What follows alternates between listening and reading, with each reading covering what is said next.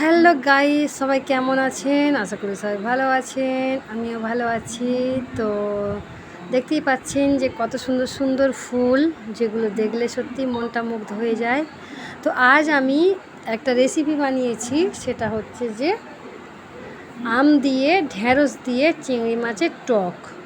তো এটা হচ্ছে অনেক পুরোনো দিনের রেসিপি, ঠাকুমা বানাতো তখন, তারপর মাও বানাতো। তো সেই ফর্মুলাটা আমি আজকে ইউজ করেছি। তো কেমনভাবে করেছি সেটা আপনারা দেখলে অবশ্যই বুঝতে পারবেন। তো যে সকল বন্ধুরা আমাকে এখনও পর্যন্ত বন্ধু করেননি, প্লিজ বন্ধু করে নেবেন। পাশে থাকা বেল বাটনটা অবশ্যই প্রেস করে দেবেন, যাতে নতুন নতুন ভিডিও যখনই আপলোড করবো তখনই আপনারা দেখতে পাবেন।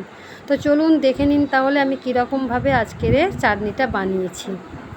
তো এটা আপনারা তেঁতুল দিয়েও বানাতে পারেন, আবার আম দিয়েও বানাতে পারেন। তো দেখে নিন তাহলে কেমন করে বানিয়েছি আজকের। আর কালারটা দেখুন কত সুন্দর। বানাবো চিংড়ি মাছ দিয়ে ঢ্যাঁড়স দিয়ে কাঁচা আম দিয়ে টক। এই দেখুন চিংড়ি মাছ সুন্দর করে বেছে ধুয়ে পরিষ্কার করে নিয়েছি।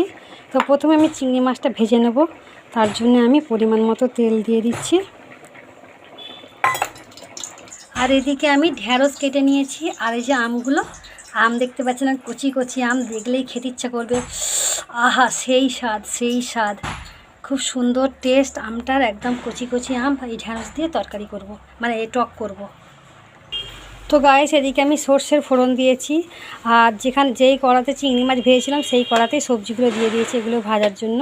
তো আমি সামান্য পরিমাণ এর মধ্যে নুন ছড়িয়ে দেবো, এটুকু এইগুলোকে ভালো করে ভাজতে দেবো। তো গাইস, আমি পরিমাণ মতো জল দিয়ে দিয়েছি। একটু সর্ষে বাটা করব। আর চিংড়ি মাছগুলো যে ভেজে রেখেছিলাম সেগুলো কিন্তু আমি এর মধ্যে দিয়ে দিয়েছি। তো ততক্ষণ এটা সেদ্ধ হোক, আমি একটু সর্ষে বেটে নিয়ে আসি। তো আমি সর্ষে বেটে নিয়েছি, এই যে মিহি করে বেটেছি। তো গাইস দেখুন, আম ঢ্যাঁড়স সেদ্ধ হয়ে গেছে। এটাকে আমি একটু নাড়িয়ে দিচ্ছি যাতে আমগুলো একটু ঘেঁটে ঘেঁটে যায়। কারণ এটা টক চাটনি হচ্ছে, যেহেতু একটু টক টক না হলে ভালো লাগবে না। তবে এর মধ্যে একটু সামান্য আমি চিনি দেবো। আর নুন ঠিক হয়েছে কি আমি একটু দেখে নেব। তো চলুন ততক্ষণ আমি টেস্টটা করে নিই। তো গাইস, এর মধ্যে আমি সর্ষে বাটা দিয়ে দেবো, দেখুন। তো সর্ষে বাটাটা একটু জল দিয়ে ধুয়ে আমি বাটিটা দিয়ে দেবো। তো গাইস, চাটনি আমার রেডি হয়ে গেছে। এবার আমি পরিবেশন করব। আমি সর্ষে বাটা দিয়ে একটু নাড়াচাড়া করে দিয়েছি। তো আমার এই চাটনিটা আমার ঠাকুমা করতো, তো সেই জন্য আমার খুব পছন্দ। আর একটু টক হওয়ার জন্য, মানে আমটা টক বেশি নয়, যার কারণে আমি একটু কী করলাম, একটু তেঁতুল দিয়েছি। তো আপনারা শুধু তেঁতুল দিয়েও করতে পারেন, আবার কাঁচা আম দিয়েও করতে পারেন। তো এখন আমের সিজন বলে আমি আম দিয়ে করেছি, নইলে একটু তেঁতুল দিয়ে করলেও খুব সুন্দর লাগে। তো চলুন আমি এটা নামিয়ে নিই।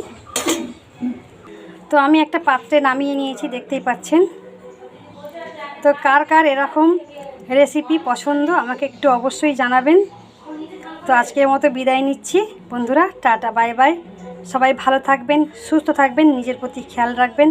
আবার দেখা হবে পরবর্তী একটা ভিডিওতে। আপাতত টাটা বাই বাই, শুভ দুপুর।